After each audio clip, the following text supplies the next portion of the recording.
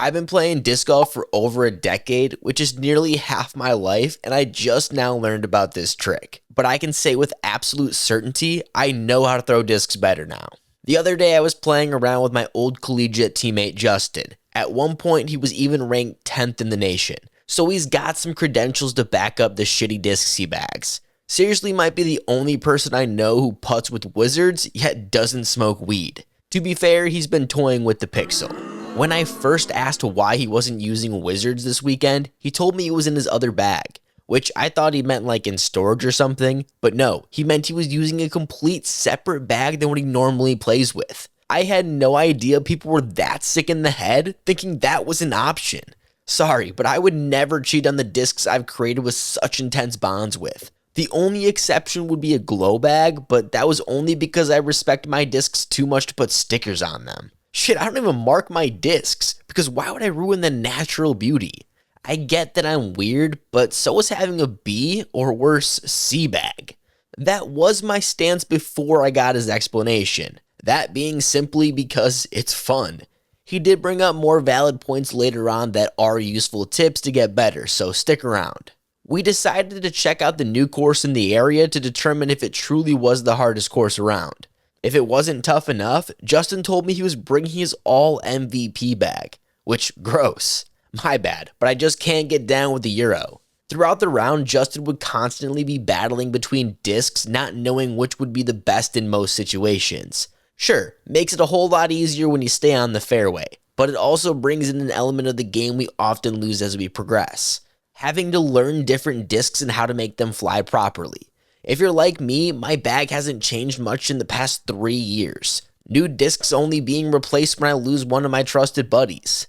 The last time a brand new mold was introduced into my bag was when I lost this Innova made C-Line FD. I bagged that for over 5 years. It finally reached the point I knew how to master the perfect beat-in throws. The ones that require the right angle control or it could turn into a roller or hyzer out. We had a bond like no other, having two of my favorite aces of all time and being signed by Simon Lizotte well before I was old enough to share a beer with him. Once that was lost, there was no getting another FD, mainly because the FD ain't the real FD anymore, and you'll catch me dead before you see me throwing the Dark Rebel. Sounds like what a 13-year-old boy who has no friends nicknamed himself. If those weren't good enough reasons, the main one being that disc was so beat in, getting another FD would take years to get right. Justin pointed out why molding my game to discs could be hurting long term, since when I do lose a disc, I have to relearn something completely new instead of just buying the same mold. That's why I now bag a soda. Flippy fairway out the box, and that Clash plastic is top notch. Pretty sure I lost that FD 2 years ago, and it's been double that since the last new mold went in my bag. So basically, it's like I've been doing missionary my entire life. Don't get me wrong, it's always been a fun time, but now that my course selection is limited, I found myself getting more frustrated at poor shots and bad rounds. I've thrown the same line since I've been 16. Shit gets old. Made me really jealous watching Justin having fun learning each disc instead of caring about how he was shooting. No matter how awful the shot was, he had the opportunity to analyze the disc, how he threw it, what he needs to do next time. The list of questions, comments, and concerns is endless. It was also quite fun being a part of the experiments. At one point, Justin handed me the rhythm. Only thing he told me was to put some hyzer on it, so I did and ripped it. We determined that it was my T-Bird 3 spot, so no reason to give it any more thought. Some gyro goober can let me know if that sounds right though. It was also fun when Justin made his round interactive. Our buddy Casey was playing and I would put our opinions for what disc he should throw, and that's what he went with. Most of these discs are new to him, so our thoughts were just as good as his. For the time being, because the more rounds he plays using these discs, the more he'll understand them. To the point he may favor some over frisbees he currently bags. Actually, I asked if that had happened, and he told me 4 made their way from a different bag into the main. Now Justin really had me thinking. After playing possibly my worst round of the entire season, I needed a change of pace, so I said screw it, let me build my very own B-bag. For the first time in my life, I'm going to be playing my B-bag, which is also fun because I get to use the OG disco bag that I haven't used in a year now. Totally forgot the discs I put in here, so let's do a quick rundown. I'm going to be putting with Wizards. I got a Peppermint, a Beat-In Zone, an Invader, a Pilot, a Buzz, some AGL disc, a Cicada, a Lots, a Cinnamon. Nope, this is a Cookie, just kidding. I think a Thunderbird. Let's go play a round of disc golf. There was no real logic behind the discs I chose. Rather, I grabbed frisbees I've been wanting to try, or in reality, the ones I get handed. I've never said no to a free disc, and that'll never change. First time not putting with focuses in over a year, maybe even 2. Got the Wizards that are basically a focus, feel the same plastic though. I like the Triple S plastic a whole lot. Plus, gotta represent. Might be switching for 2026, haven't decided yet.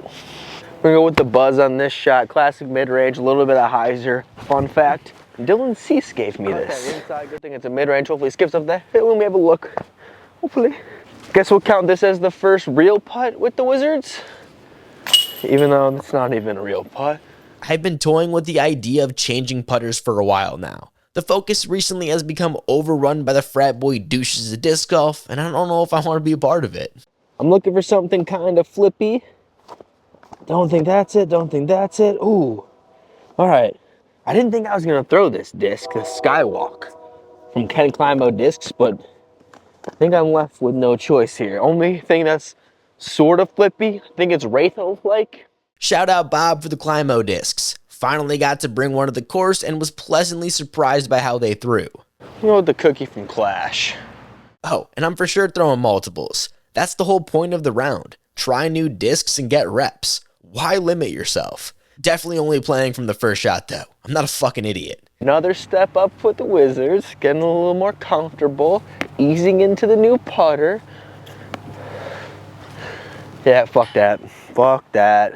I only usually have one disc I really want to throw off the tee on this hole, so it's fun to have options. I'm gonna throw at least 4 shots. Tossing multiples is very common in my disc golf rounds, like every tee minimum 2 drives, but often it's my real play and then something I have to force because I already threw the only disc I can replicate the shot with. Now I have options, which is dope because I can test if it's worth having something beefier or flippier in the bag for my weekly. Well, the only disc to actually stay in bounds was that zone. Just goes to show, sometimes, even if it hasn't been in your bag for years, the relationship never goes away. It is quite ironic, actually, that I'm doing this round right now because I just played possibly the worst round of disc golf of my life of recent. I played the new Woodpecker course in town, shot a +8. I literally only had 3 clean tee shots the entire round, 0 birdies, lots of missed putts, lots of frustration. I sat in the parking lot there just now for 20 minutes, had a little snack, tried to regroup, could not muster up the excitement to go play disc golf again. I smoked a bowl, could not get it going, but I forced myself because I have no time.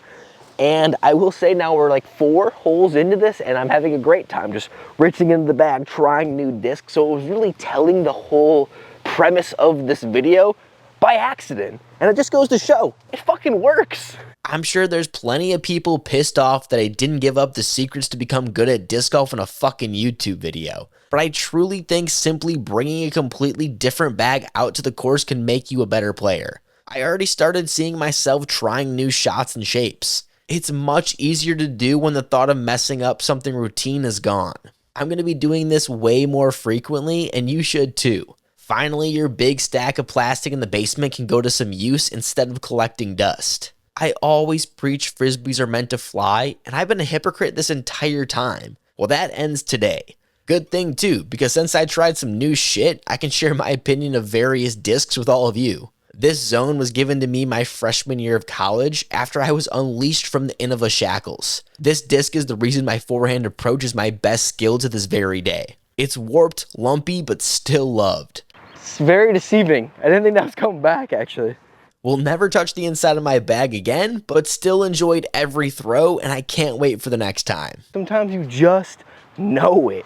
Back to my favorite game of Pilot versus Invader. I've had sketchy relationships with throwing putters my entire life. It was awesome adding a side quest to my round, trying to figure out if I liked the Pilot or Invader better.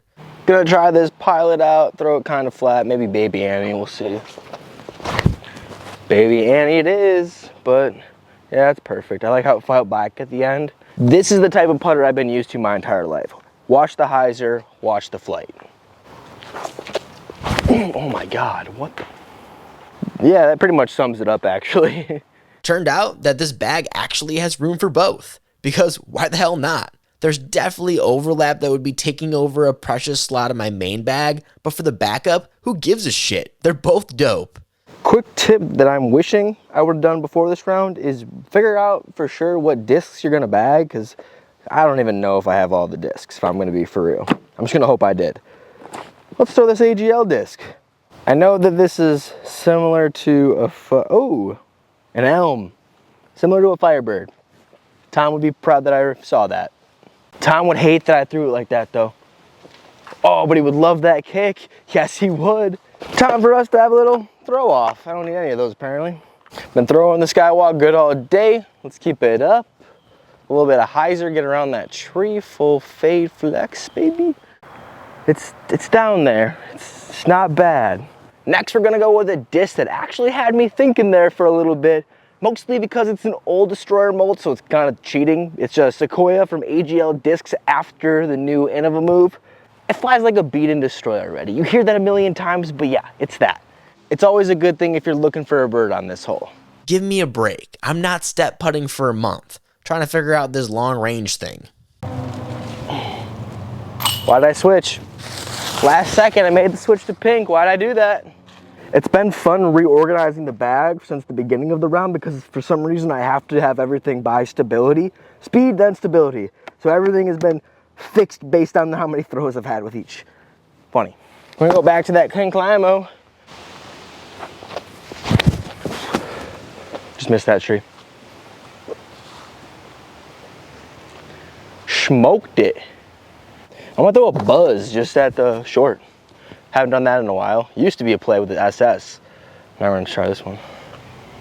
Living on the edge to Park City. We're not parked. Parked. Okay, fine. Parked was generous. Now I have to hit it or I'm a loser for the people.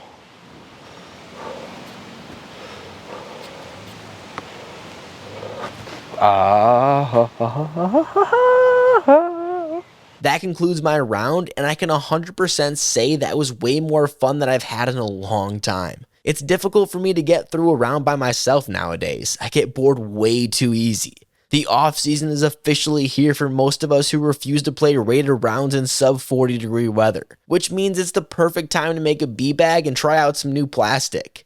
I never ever try new discs anymore, and I think I'm losing some skill because of it. I used to have to try all sorts of new things in order to figure out the disc, but in recent times, I throw the same shots on repeat. I might be getting better at the routine stuff, but I'm holding myself back on shots that could be elevating my game. Maybe. Or I'm just poor and don't want to spend money on flashy plastic when my beat-to-shit destroyers fly way better than anything I could buy. Seriously though, if you're stuck and hating disc golf, try resetting your bag and start from the ground up. A lot of the time when disc golf gets dull, there just needs to be something to spark the passion back up. This brings out the beginning days of first assembling your perfect lineup. Who knows, you could fall in love with a frisbee you never would have thought. Or, my favorite thing about the B-bag is I don't give a shit if I lose a disc. Yo, if you're looking for more disc golf rants, make sure to hit that subscribe button. You never know what I'm going to be posting nowadays, so it's better just to press that damn button. What the fuck are you waiting for? Oh, I see you're mad I said your favorite disc is trash. Well, fuck you then. Get out of here and throw a frisbee or something.